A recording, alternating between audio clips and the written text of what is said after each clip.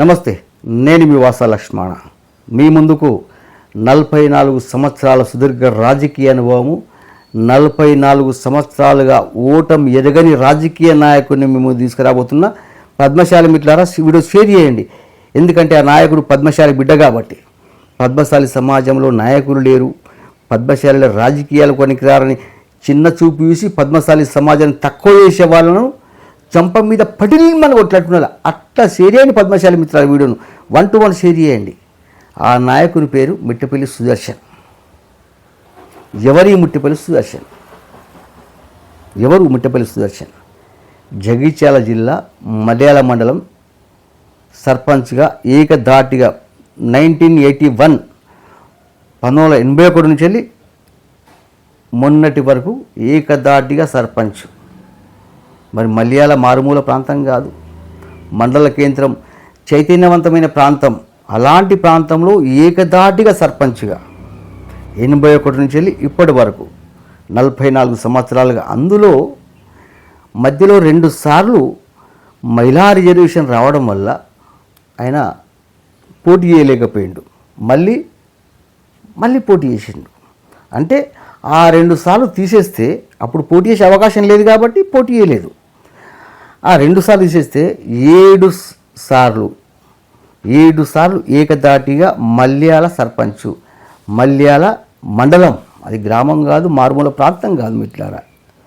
అంటే ఎంత గొప్ప విషయం ఇది. అంటే ఇలాంటి వాళ్ళు ఇంకా ఉండొచ్చు, వాళ్ళని కూడా మేము ముందు తీసుకొచ్చి ప్రయత్నం చేస్తాను నేను ఖచ్చితంగా.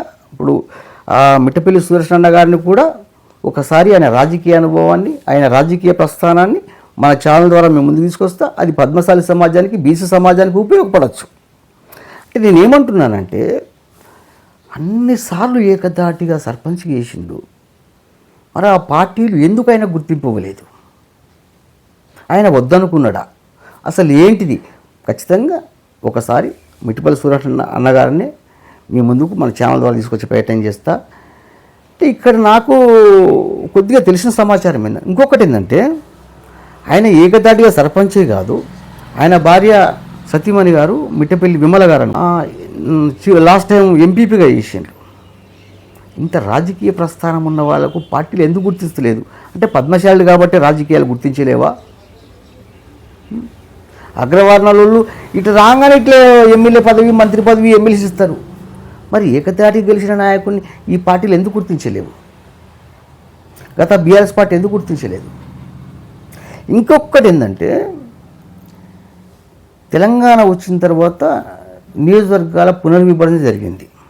అది కూడా ఒకంత మిట్టపల్లి సుదర్శన్ గారికి అన్యాయమే జరిగిందని చెప్పచ్చు. ఎందుకంటే లాస్ట్ టైం ఎమ్మెల్యేగా అవకాశం కోసం ఎదురు చూసిండు.